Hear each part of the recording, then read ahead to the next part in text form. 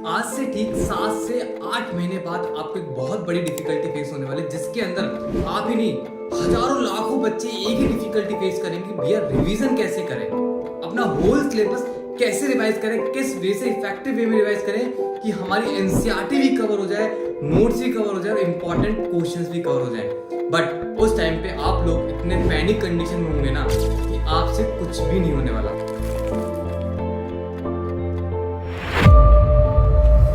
ये वीडियो बनाने का जो मेरा मेन मोटिव है ना, वो ये है कि आप लोग अभी से रेडी हो जाना। अगर आप लोगों ने जो आज चीजें मैं बताने वाला हूं, अगर आपने आज से ही प्रिपेयर करना स्टार्ट किया, डेली बेसिस पे 30 मिनट्स या फिर 1 आवर डेली इस चीज को दिया ना, तो आपका जो सिलेक्शन है वो श्योर है, कोई भी नहीं रोक सकता। 101% आपका सिलेक्शन श्योर है, क्योंकि ये रिसर्च है बेटा। आप जितने भी बच्चे देखते हो ना, आज जो टॉप एम्स मेडिकल कॉलेज में, इंडिया के टॉप बेस्ट मेडिकल कॉलेज में जो बच्चे बैठे ना, उन्होंने हर एक बच्चा एक ना एक टाइम पे ये चीजें बनाता है। और वो फुद्दू नहीं है, वो पागल नहीं है कि ये जो चीजें बनाता है बेटा, ये चीज आपका टाइम बचाती है। प्रैक्टिकली सोचो, क्या एक दिन के अंदर आप लोग इतना सारा सिलेबस, इतने सारे नोट्स रिवाइज कर सकते हो? बट हाँ, आप लोग एक दिन के अंदर अगर आप लोग ये चीजें प्रिपेयर करोगे ना, तो इन चीजों के थ्रू आप लोग अपना पूरा सिलेबस एक दिन के अंदर पूरा रिवाइज कर सकते हो। और अगर आप लोग खुद सोचो, एग्जाम 2 दिन पहले, एग्जाम से 2 से 3 दिन पहले अगर आप लोग का पूरा सिलेबस रिवाइज हो जाए तो कितना अच्छा होगा, और आपका जो स्कोर होगा वो भी बहुत अच्छा आएगा। क्योंकि जो मैक्सिमम क्वेश्चंस नीट एग्जाम में आते हैं ना बेटा, वो थ्योरी बेस्ड क्वेश्चंस आते हैं और सबसे ज्यादा डायरेक्ट फॉर्मूला बेस्ड क्वेश्चन आते हैं। इसके बेसिस पे मैं एक एनालिसिस वीडियो बनाऊंगा, जो कि आप सभी को बहुत अच्छे से एनालाइज करवाऊंगा कि कैसे कैसे क्वेश्चन फ्रेम आउट होता है। बट उससे पहले ये जो चीजें मैं लेके आया ना, ये बहुत इंपॉर्टेंट है, बड़े ध्यान से सुनना। कैसे बनाते हैं ये मैं डेफिनेटली डिस्कस करूंगा, स्क्रीन पे आपको शो हो रहा होगा। सो स्टार्ट करते हैं शॉर्ट नोट। ये जो मेरे हैंड में आपको दिख रहा है ना, ये बेटा है शॉर्ट नोट। ये ऐसे नोट्स है जिसके अंदर आपके जो नोट्स होते हैं, जो डिटेल नोट्स होते हैं, उनको कंसाइज वे में इनके अंदर मेंशन किया जाता है। और सबसे बेस्ट फीचर बेटा ये होता है कि इसके अंदर वो सारी इंपॉर्टेंट कंटेंट कवर होता है, जो कि आपको एग्जाम से पढ़ने से पहले, एग्जाम के मतलब डिटेल नोट्स रिवाइज ना करके, अगर आप लोग एग्जाम से पहले ये सिर्फ सेलेक्टेड कंटेंट आप लोग जस्ट रिवाइज कर लोगे ना, जस्ट आधा घंटा, 15 मिनट, 10 मिनट सिर्फ इनको दे दोगे ना, तो आपका पूरा सिलेबस रिवाइज हो जाएगा।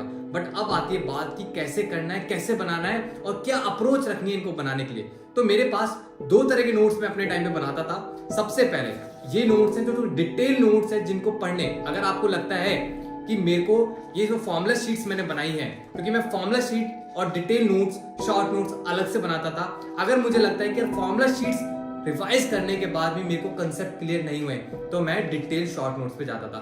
दोनों को अच्छे से बताऊंगा कैसे कैसे बनाना है। सबसे पहले हम लोग आते हैं फॉर्मूला शीट्स कैसे बनाते हैं, क्योंकि मेजरली बेसिक्स है, बहुत बेसिक है। अगर आपने फॉर्मूला शीट्स प्रिपेयर करना सीख लिया, तो आपकी फिजिक्स केमिस्ट्री में न्यूमेरिकल बेसिस जितनी भी प्रॉब्लम्स है, सारी बहुत अच्छे से सॉल्व होंगी। तो सबसे स्टार्ट करते हैं फॉर्मूला शीट। सबसे पहले फॉर्मूला शीट्स बनाने के लिए ना, आपके जो नोट्स होते हैं ना, वो आपको बहुत अच्छे से क्लियर होने चाहिए। अब बच्चे क्या करते हैं, नोट्स उठाते हैं, नोट्स पूरे छाप डालते हैं। बेटा वो बिल्कुल नहीं करना है। उसके लिए कैसे करना है, क्या करते हैं, बड़े ध्यान से सुनना। सबसे पहले आपके जो नोट्स होते हैं ना, वो नोट्स आपके एटलीस्ट 4 to 5 टाइम्स डिटेल में लिख लिख के रिवाइज होने चाहिए। रफ नोटबुक में वो नोट्स लिख लिख के एक एक क्वेश्चन अच्छे से प्रैक्टिस होना चाहिए, तभी जाके एक बेस्ट फॉर्मूला शीट्स आप लोग बना पाओगे। अब इस फॉर्मूला शीट्स में करना क्या है, सबसे पहले एक A4 साइज पेपर लेना है, उसको 2 पार्ट्स में डिवाइड करना है, और डिवाइड करने के बाद आपको सबसे पहले उस चैप्टर का नेम डालना है। टॉप पे आपको उस चैप्टर का नेम डालना है। देन उसके बाद आपको जो चैप्टर में स्टार्टिंग का टॉपिक है, लाइक मैं बेसिक्स मैथ के आपको शॉर्ट नोट बनाना सिखाता हूं।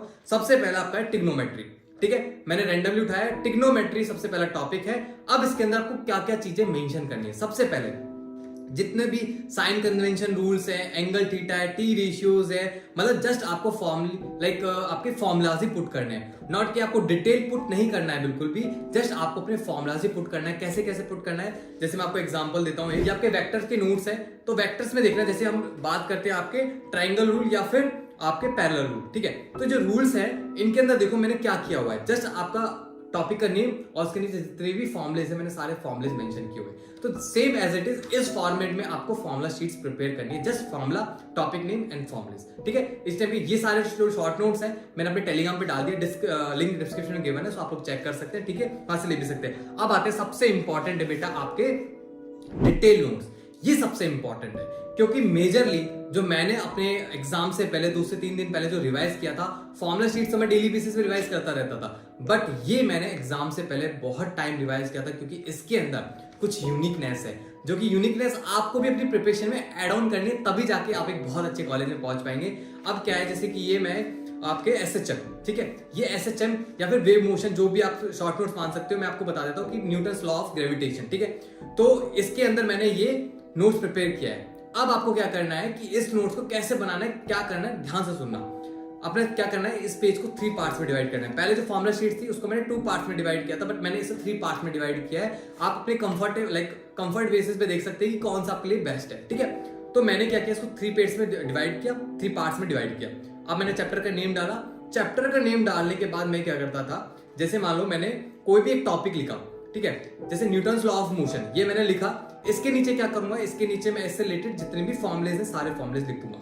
अब उन फॉर्मुलेज के बेसिस पे जितने भी क्वेश्चंस मेरे को अच्छे लगते थे, डीपीपी शीट्स, पीवाईक्यूज, अपने नोट्स, उसमें से टॉप 4 या टॉप 3 क्वेश्चंस को इसमें लिख देता था। जैसे आपने देखोगे यहाँ पे क्वेश्चंस आपको सॉल्व होते दिखेंगे, ठीक है। क्वेश्चंस आपको बहुत अच्छे से मेंशन दिखेंगे। वो क्यों लिखता था कि अगर आप लोग टॉपिक को पढ़ रहे हो, उस टॉपिक के फॉर्मुलेज देखें, तो आपको लास्ट टाइम पे, लास्ट मोमेंट पे कुछ ऐसे क्वेश्चंस आपके पास होने चाहिए जिन क्वेश्चंस को प्रैक्टिस करने से आपके सारे कंसेप्ट क्लियर हो जाए, ठीक है। तो उस वे में मैंने क्वेश्चंस यहाँ पे ऐड ऑन किए थे। फिर क्वेश्चंस ऐड ऑन होने के बाद, अब जैसे ट्रेंडिंग में है, मेरे टाइम पे भी ट्रेंडिंग में था नीट में थ्योरी क्वेश्चंस आना, और इस टाइम पे भी बहुत ज्यादा ट्रेंडिंग में थ्योरी क्वेश्चन।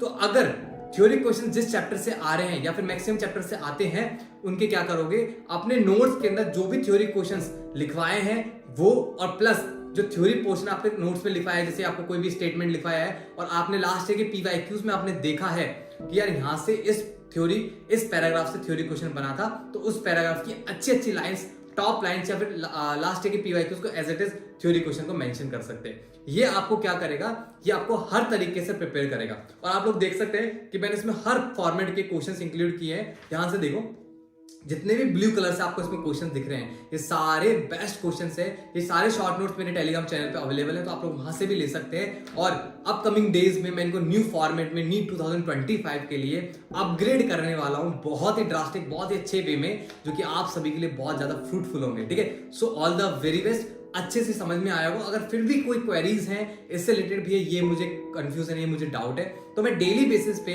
अपने टेलीग्राम चैनल पे लाइव सेशंस लेता हूं, तो वीसीज लेता हूं, आप लोग वहां से मुझसे अच्छे से क्लियर कर सकते हैं, ठीक है। So all the very very best.